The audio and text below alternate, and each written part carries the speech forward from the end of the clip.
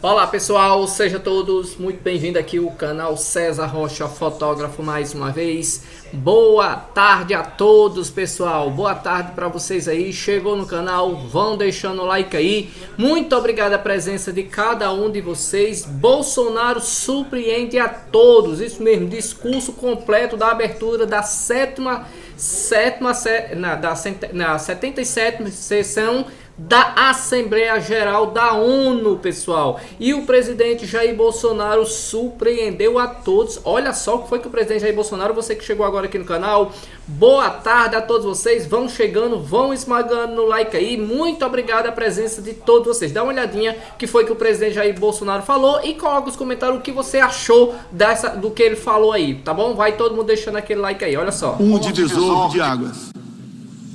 Senhor presidente, nossa responsabilidade coletiva nessa Assembleia Geral é compreender o alcance dos desafios que compõem esse divisor de águas e, a partir daí, construir respostas que tirem sua força dos objetivos que são comuns a todos nós. A tarefa não é simples, mas, a rigor, não temos alternativa. Esse esforço tem de começar no interior de cada um dos nossos países. Antes de tudo, é aquilo que realizamos no plano interno que dá a medida da autoridade com que agimos no plano internacional. Deixe-me falar da perspectiva do meu país. Quando o Brasil se manifesta sobre a agenda da saúde pública, fazemos isso com a autoridade de um governo que, durante a pandemia da Covid-19, não poupou esforços para salvar vidas e preservar empregos. Como tantos outros países, concentramos nossa atenção, desde a primeira hora, em garantir um auxílio financeiro emergencial aos mais necessitados. O nosso objetivo foi proteger a renda das famílias para que elas conseguissem enfrentar as dificuldades econômicas decorrentes da pandemia. Beneficiamos mais de 68 milhões de pessoas, o equivalente a 1/3 da nossa população. Em paralelo, lançamos um amplo programa de imunização, inclusive com produção doméstica de vacinas. Somos uma nação com 210 milhões de habitantes e já temos mais de 80% da população vacinada contra a Covid-19. Todos foram vacinados de forma voluntária, respeitando a liberdade individual de cada um. Da mesma forma, no terreno da economia, o Brasil traz a autoridade de um país que, em nome de um crescimento sustentável e inclusivo, vem implementando reformas para a atração de investimentos e melhorias das condições de vida de sua população. No meu governo, extirpamos a corrupção sistêmica que existia no país. Somente entre o período de 2003 e 2015, onde a esquerda presidiu o Brasil, o endividamento da Petrobras, por má gestão, loteamento político e em desvios, chegou à casa dos 170 bilhões de dólares. O responsável por isso foi condenado em 3 instâncias, por unanimidade. Delatores devolveram $1 bilhão e pagamos para a Bolsa Americana outro bilhão por perdas de seus acionistas. Esse é o Brasil do passado. Aprimoramos os serviços públicos com redução de custos e investimentos em ciência e tecnologia. Hoje, por exemplo, o Brasil é o 7º país mais digitalizado do mundo. São 135 milhões de pessoas que acessam 4.900 serviços do meu governo. O Brasil foi pioneiro na implantação do 5G na América Latina. Levamos adiante uma abrangente pauta de privatizações e concessões, com ênfase na infraestrutura. Concluímos o projeto de transposição do Rio São Francisco, levando água para o Nordeste brasileiro. Adotamos novos marcos regulatórios, como o do saneamento básico, o das ferrovias e o do gás natural. Além disso, melhoramos o ambiente de negócios, com a Lei da Liberdade Econômica e a Lei de Startups. Como resultado, criamos oportunidades para o jovem empreender e ter empregos de qualidade. Coroando todo esse esforço de modernização da economia brasileira, estamos avançando a passos largos para o ingresso do Brasil como membro pleno da Organização para a Cooperação e Desenvolvimento Econômico, a OCDE. Apesar da crise mundial, o Brasil chega ao final de 22 com uma economia em plena recuperação. Temos emprego em alta e inflação em baixa. A economia voltou a crescer. A pobreza aumentou em todo o mundo sob o impacto da pandemia. No Brasil, ela já começou a cair de forma acentuada. Os números falam por si só. A estimativa é de que, no final de 22, 4% das famílias brasileiras estejam vivendo abaixo da linha da pobreza extrema. Em 2019, eram 5,1%. Isso representa uma queda de mais de 20%. O Auxílio Brasil, programa de renda mínima criado no meu governo durante a pandemia, que atende 20 milhões de famílias, faz pagamentos de quase $4 por dia às mesmas. O desemprego caiu 5 pontos percentuais, chegando a 9%, taxa que não se via há 7 anos. Reduzimos a inflação com estimativa de 6% no corrente ano. Tenho a satisfação de anunciar que tivemos deflação inédita no Brasil nos meses de julho e agosto. Desde junho, o preço da gasolina caiu mais de 30%. Hoje, um litro no Brasil custa cerca de 90 centavos de dólares. O preço da energia elétrica também teve uma queda de mais de 15%. Quero ressaltar que o custo da energia não caiu por causa de tabelamento de preços ou qualquer outro tipo de intervenção federal. Foi resultado de uma política de racionalização de impostos formulada e implementada com apoio do Congresso Nacional. Em 2021, o Brasil foi o 4º maior destino de investimentos estrangeiro direto no mundo. Nosso comércio exterior alcançou a marca histórica de 39% do PIB, mesmo diminuindo ou zerando impostos de milhares de produtos. No plano interno, também estamos batendo recordes em 3 áreas: arrecadação fiscal, lucro das empresas estatais e relação entre dívida pública e PIB. Aliás, em 21, tivemos superávit no resultado consolidado de contas públicas. O PIB brasileiro aumentou 1,2% no segundo semestre. A projeção de crescimento para 22 chega a 3%.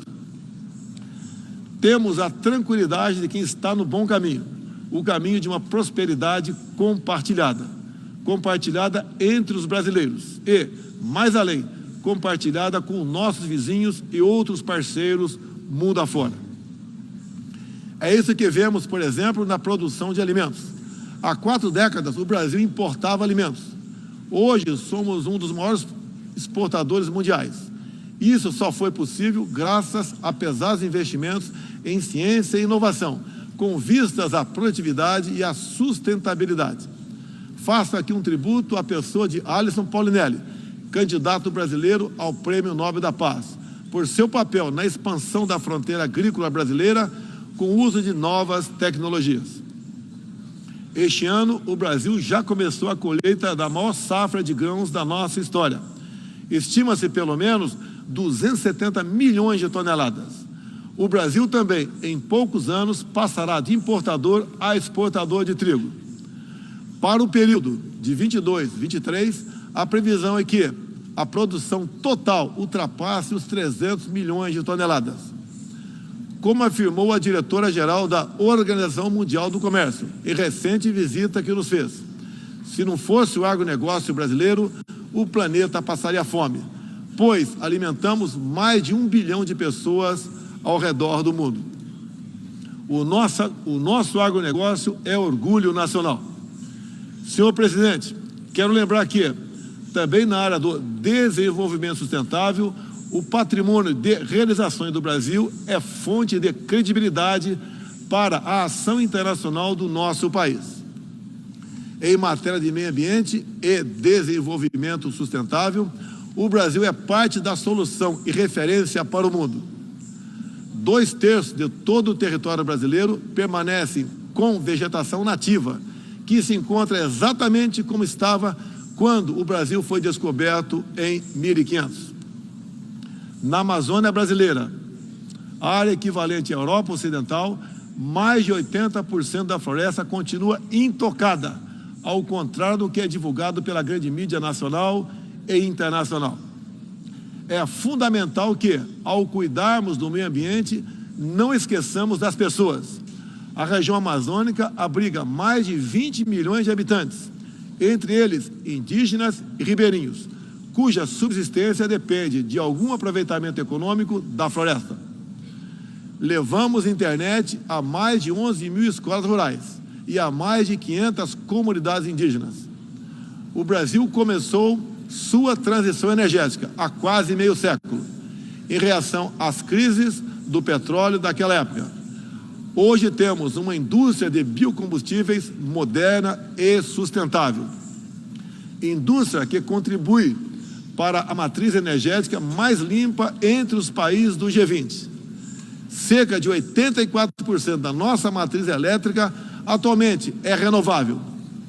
E esse é o objetivo que muitos países desenvolvidos esperam alcançar somente depois de 2040 ou 2050. No ano passado, o Brasil foi escolhido pelas Nações Unidas como o país campeão da transição energética. Temos capacidade para ser um grande exportador mundial de energia limpa. Contamos com um excedente já em construção, que pode chegar a mais de 100 gigawatts, entre biomassa, eólica, terrestre e solar, além da oportunidade ainda não explorada de eólicas marítimas de 700 gigawatts, com um dos menores custos de produção do mundo. Essas fontes produzirão hidrogênio verde para exportação. Parte dessa energia 100% limpa abre a possibilidade de sermos fornecedores de produtos industriais altamente competitivos, especialmente no Nordeste brasileiro, com uma das menores pegadas de carbono do mundo. A agenda do desenvolvimento sustentável é afetada de várias maneiras pelas ameaças à paz e à segurança internacional. Erguemos as Nações Unidas em meio aos escombros da Segunda Guerra Mundial. O que nos motivava naquele momento era a determinação de evitar que se repetisse o ciclo de destruição que marcou a primeira metade do século XX. Até certo ponto, podemos dizer que fomos bem-sucedidos. Mas hoje, o conflito na Ucrânia serve de alerta. Uma reforma da ONU é essencial para encontrarmos a paz mundial. No caso específico do Conselho de Segurança, após 25 anos de debates, está claro que precisamos buscar soluções inovadoras. O Brasil fala desse assunto com base em uma experiência que remonta aos primórdios da ONU. É pela 11ª vez que ocupamos assento não permanente no Conselho. Temos buscado dar o melhor de nós para a solução pacífica e negociada dos conflitos internacionais, sempre guiados pela Carta da ONU e pelo direito internacional. O Brasil também tem um longo histórico de participação em missões de paz da ONU. De Suez a Angola, do Haiti ao Líbano, sempre estivemos ao lado da manutenção da paz. Também contribuímos para a paz ao abrirmos nossas fronteiras para aqueles que buscam uma chance de reconstruir suas vidas em nosso país. Desde 2018, mais de 6 milhões de irmãos venezuelanos foram obrigados a deixar seu país. Muitos deles vieram para o Brasil. Nossa resposta a esse desafio foi a Operação Acolhida, que se tornou referência internacional. Já são mais de 350 mil venezuelanos que encontraram em território brasileiro a assistência emergencial, proteção, documentação e a possibilidade de um recomeço. Todos têm acesso ao mercado de trabalho, a serviços públicos e a benefícios sociais. Nos últimos meses, chegam por dia ao Brasil a pé cerca de 600 venezuelanos, a grande maioria dos quais mulheres e crianças, pesando em média 15 quilos a menos do que tinham antes, fugindo da violência e da fome. A política brasileira de acolhimento humanitário vai além da Venezuela. Temos também recebido haitianos, sírios, afegãos e ucranianos.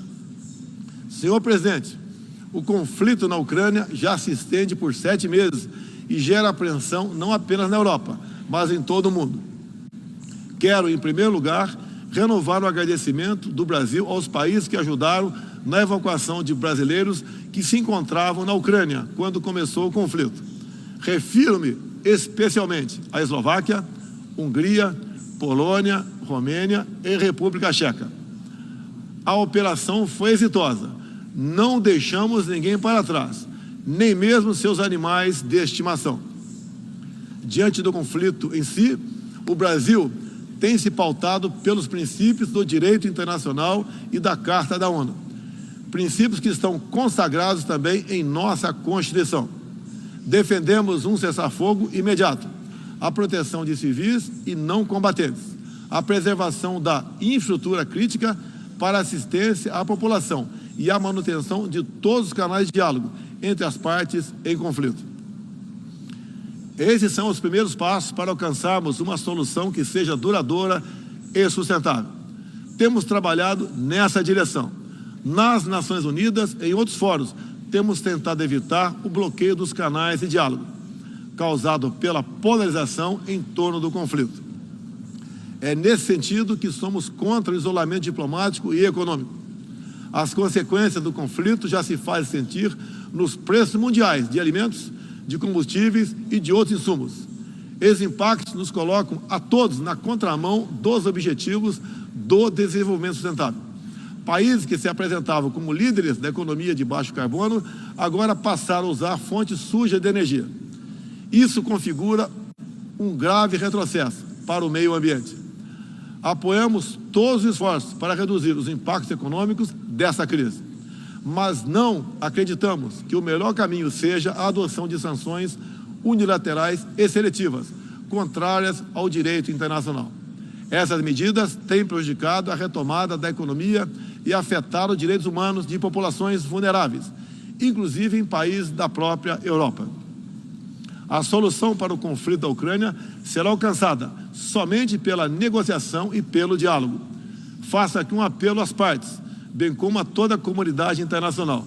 Não deixe escapar nenhuma oportunidade de pôr fim ao conflito e de garantir a paz. A estabilidade, a segurança e a prosperidade da humanidade correm sério risco se o conflito continuar.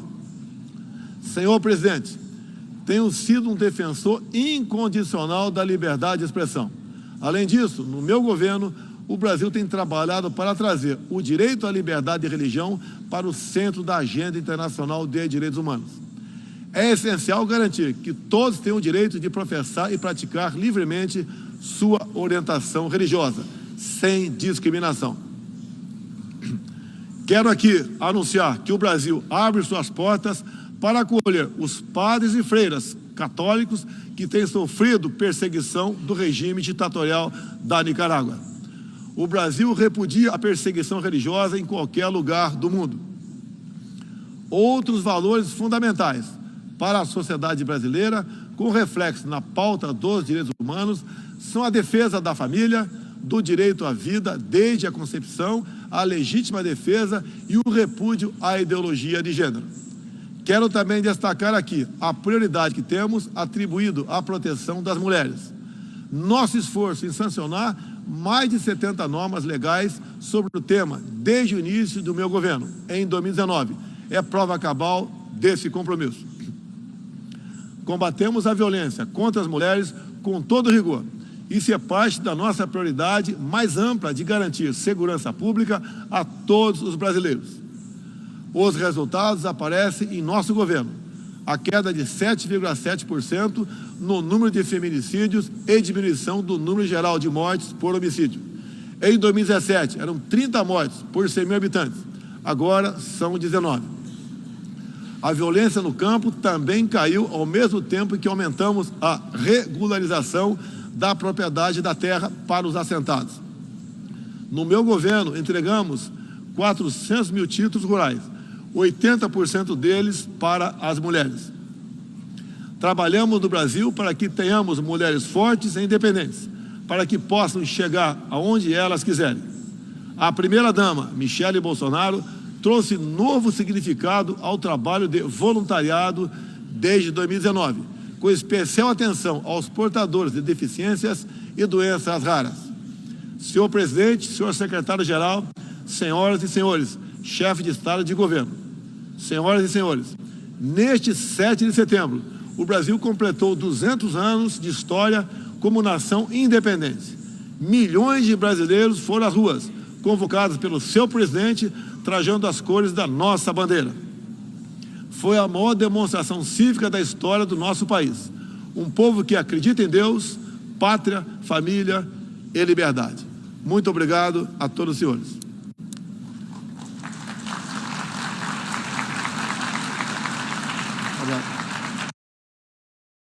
Pronto, pessoal, você viu aí o discurso do presidente Jair Bolsonaro na abertura da sessão da Assembleia Geral na ONU, tá? E ele falou sobre a questão do auxílio emergencial, do Auxílio Brasil também, você viu aí que o Bolsonaro surpreende a todos, tá? Outro ponto também, pessoal, foi a liberação do calendário de pagamento que vai vir agora de outubro e também sobre a questão do empréstimo consignado que o ministro da Cidadania voltou a falar. Clique nesse quadradinho que está aparecendo no meio da sua tela para você ver detalhes sobre a liberação do empréstimo consignado também e também do calendário de pagamento para outubro, antecipação. Pode clicar agora todo mundo, vocês vão ver mais detalhes. Muito obrigado e boa tarde a todos vocês. Pode clicar agora todo mundo.